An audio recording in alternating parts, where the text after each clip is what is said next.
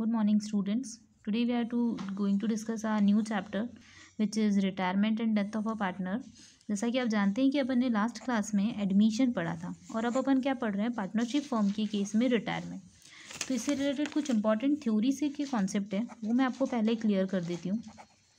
As you know कि in case of an admission of a partner, ठीक है, जब पार्टनर का क्या हो रहा था, एडमिशन हो रहा था, एट दैट पर्टिकुलर केस आपने क्या करा था कि when a new person would enter in your business then he और she may bring to amount, ठीक है, उसको दो तरीके से कुछ अमाउंट लेके आना पड़ता था।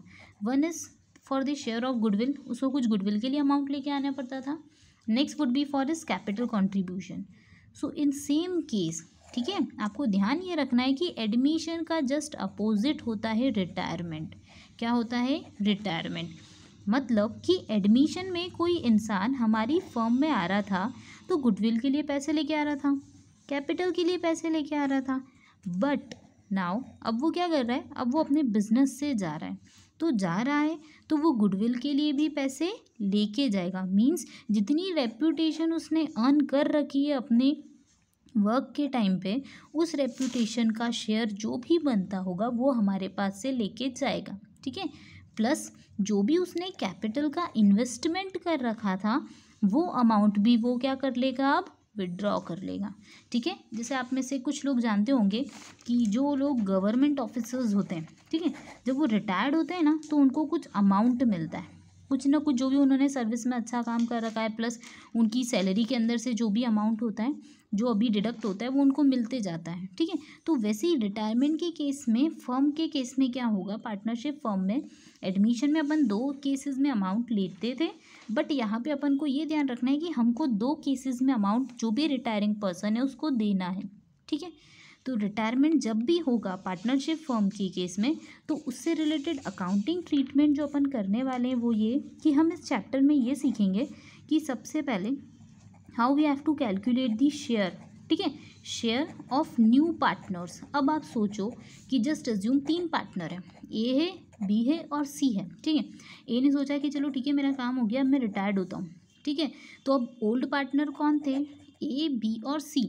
बट इन केस अब पार्टनर ए रिटायर्ड हो रहा है तो अब कितने पार्टनर रह जाएंगे, बी और सी हो जाएंगे। तो अब बी और सी फ्यूचर में बिजनेस को कंटिन्यू करेंगे डेफिनेटली। तो अब अपन को कौन सा रेशियो निकालना पड़ेगा, न्यू रेशियो निकालना पड़ेगा। जैसे मैंने आपको दो लॉजिक बताए थे, ठीक है, sacrificing is equal to old minus new. मतलब मैंने एक सन वाला लॉजिक बताया था कि अपन को जब फॉर्मूला याद नहीं रहता तो अपन ये लॉजिक फॉलो कर सकते हैं। तो sacrificing is equal to old minus new. As you know कि एडमिशन के टाइम पे जो ओल्ड पार्टनर्स होते थे, कौन से ओल्ड पार्टनर्स, वो लोग क्या करते थे, कुछ ना कुछ शेयर जो होता था अपने प्रॉफिट में से उसको सेक्रीफाइस करते थे, ठीक है। But it would not be possible in case of retirement. अब रिटायरमेंट में क्या होगा, तो रिटायरमेंट में जस्ट उल्टा होगा, ठीक है। मतलब जो भी पार्टनर जा रहा है तो उसका कुछ ना कुछ जो भी अभी तक प्रॉफिट में शेयर होता था ना, वो अब रिमेनिंग पार्टनर या जो न्यू पार्टनर्स है ना, वो शेयर को टेक ओवर कर लेंगे।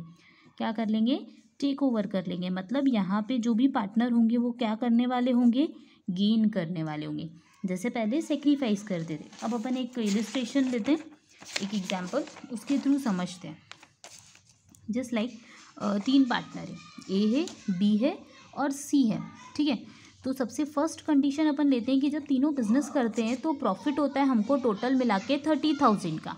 कितने का प्रॉफिट होता है, 30,000 का। और इनका profit sharing ratio just assume equal है, 1:1:1। तो अपन को पता पड़ गया कि ए है, बी है और सी है।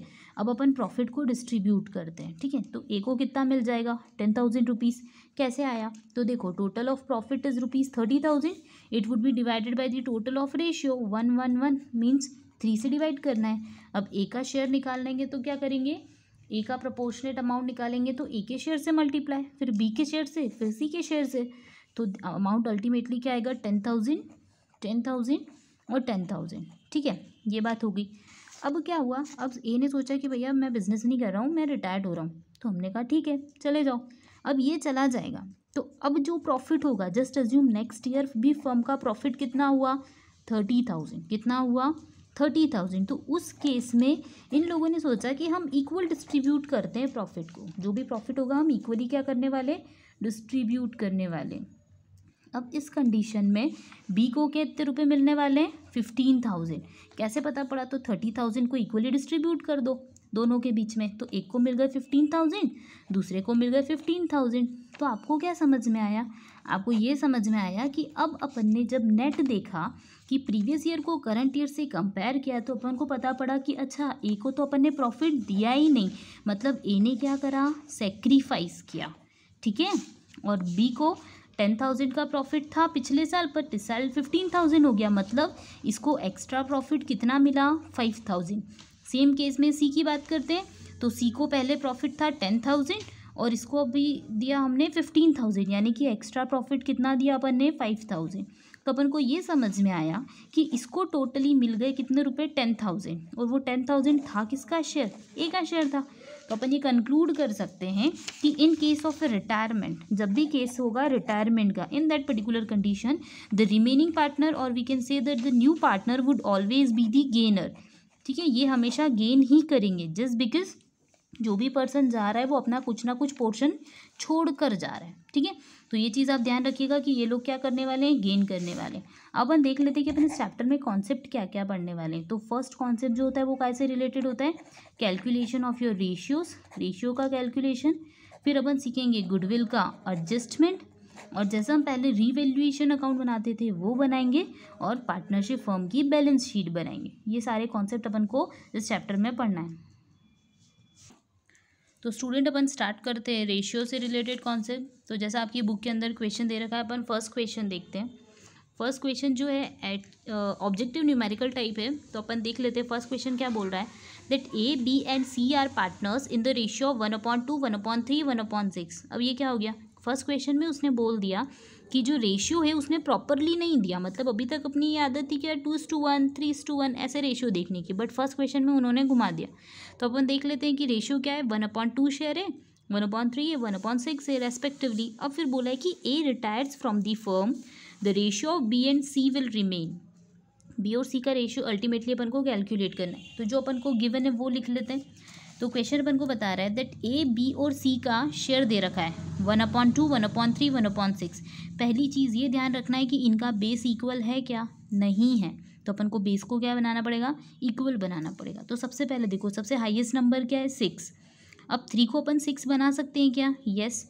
कैसे बना सकते हैं, तो 2 का नीचे भी मल्टीप्लाई कर दो, 2 का ऊपर भी मल्टीप्लाई कर दो, तो 3 2 ज़ा क्या हो जाएगा, 6 हो जाएगा। इट मीन्स अल्टीमेटली सी तो 1/6 था ही सही, अब बी कितना हो जाएगा, 2/6। वैसे ही अपन देख लेते हैं किसको, ए को, तो ए के अपॉन में कितना है, बेस में कितना है, 2 है, तो 2 को 6 कैसे बना सकते हैं, 3 से मल्टीप्लाई। अब 3 से नीचे मल्टीप्लाई करेंगे तो 3 से ऊपर भी करना पड़ेगा, मैथ्स का लॉजिक है। तो 3 1 ज़ा 3, 3/6, दैट्स इट। अब ये 6 हम देख सकते हैं कॉमन है, तो हमारा अल्टीमेटली ओल्ड रेशियो कितना आ जाता है, 3:2:1। इस चीज़ को आप ध्यान रखना। नेक्स्ट चीज़ जो अपन को ध्यान रखनी है वो ये कि अब अपन को पता पड़ गया कि ए फर्म से रिटायर हो रहा है, ए क्या हो रहा है, फर्म से रिटायर हो रहा है। तो ए रिटायर्ड हुआ तो अपन एक छोटा सा क्रॉस का सिंबल बना लेते, तो अपन को पता पड़ जाएगा कि ए रिटायर्ड हुआ है, ठीक है। आपकी इच्छा हो तो बनाना, वरना कोई ज़रूरी नहीं है, बट इससे समझ में आ जाता है कि ये पर्सन जा रहा है। तो अब अपन देख लेते हैं, अपने को पता है कि अब ए को अपन को क्या निकालना पड़ेगा, ए बी और सी का शेयर निकालना पड़ेगा। तो सबसे पहले देख लेते हैं कि ओल्ड रेशियो क्या दे रखा है, 3:2:1। अब ए का शेयर है 3/6, 3/6 वुड अल्टीमेटली गिव्स यू 1/2, कितना हो जाता है, 1/2, ठीक है। अब आपको पता है एक लॉजिक होता है remaining multiply by old would give you new, यानी रन वाला लॉजिक, वो ये फॉलो करते हैं और अपन न्यू रेशियो निकालते हैं। बट उसके पहले अपन निकाल लेते हैं रिमेनिंग शेयर।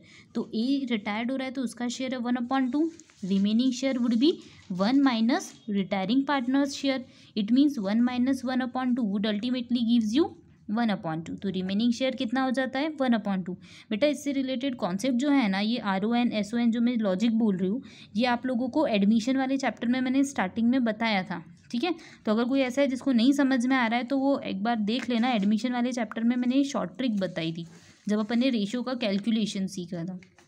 तो न्यू रेशियो का फॉर्मूला हो जाता है, new ratio is equals to remaining multiply by old. अब अपन को न्यू रेशियो किसका निकालना है, बी का और सी का, तो लिख देते हैं अपन B's new ratio is equals to C's new ratio is equal to, B का न्यू रेशियो क्या हो जाएगा, रिमेनिंग कितना है 1/2 मल्टीप्लाई बाय ओल्ड कितना है 2/6 वुड अल्टीमेटली गिव्स यू 2/12।